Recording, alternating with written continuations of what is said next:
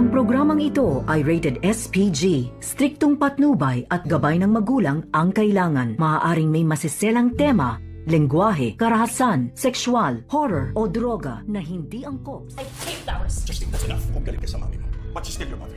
Don't disrespect her.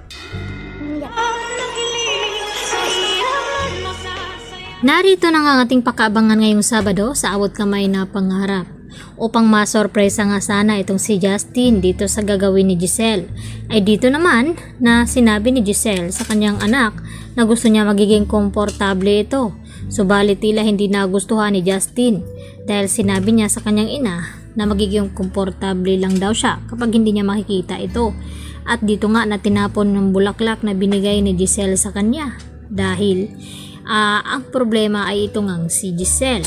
At dito naman na sinabihan ni Eric ang kanyang anak na tama na at dapat respetuhin niya pa rin itong kanyang ina. At tila nagbago nga ang ihip ng hangin ngayon.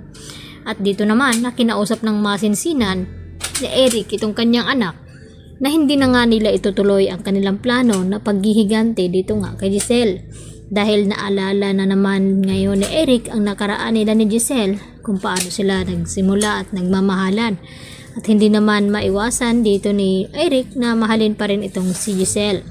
At dito nga nagulat itong si Justin na mabaliwala ang kanilang mga plano. Samantala, gulat na gulat naman itong si Nerissa nang makauwi nga itong si Dax sa kanila. Dahil tinanong niya ito na kung bakit takot na takot daw ito at parang nakakita ng multo. At ang sagot naman ni Dax dito kay Nerissa na mas malala pa sa multo ang kanyang nakita. At dito na nga na si Lynette dahil nagkabanggaan nga sila dito nga sa restaurant kung saan ay makikisiar sana itong si Josa. At dito nga natatandaan ni Lynette ang pagmumukha ni Dax na siya nga ang pumasok doon sa pamamahay nila ni Carlos. At maya-maya nga agad din na dumating itong si RJ at nagulat pa nga itong si Lynette nang biglang hawakan siya nito. At napayakap naman itong si Lynette dito kay RJ dahil sa kanyang matinding takot at trauma. Samantala, matapang naman na hinarap dito ni Annalyn ang challenges na ibinigay dito ni Doc Carlos sa kanya na dapat patunayan daw ni Annalyn na ang pagiging genius nito. Dahil sinabi ni Annalyn na marami naman daw na senior sa kanya na pwedeng mag-handle dito nga kay Miss Pokwang.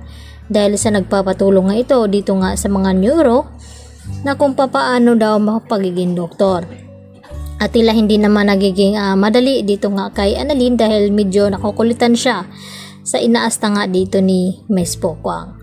Subalit sa katagalan ay nagkakagaanan na rin sila ng loob. At mapapatunayan ngayon dito ni Annalyn na maipanalo niya itong hamon ni Doc Carlos sa kanya.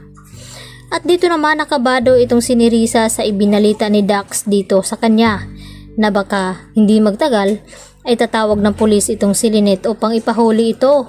At dahil nakilala siya nito baka madamay din itong si Nerissa.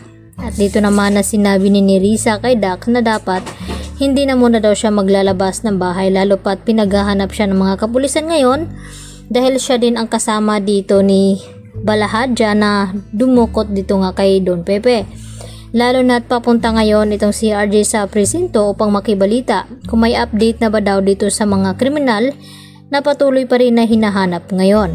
Kaya ang hindi inasahan na makita ni RJ roon ay walang iba kundi itong si Lynette dahil magre-report nga ito sa kanyang nakabanggaan. Yan po ang ating pakatutukan at pakabangan mamaya. Dito lamang yan sa Abot Kamay na Pangarap.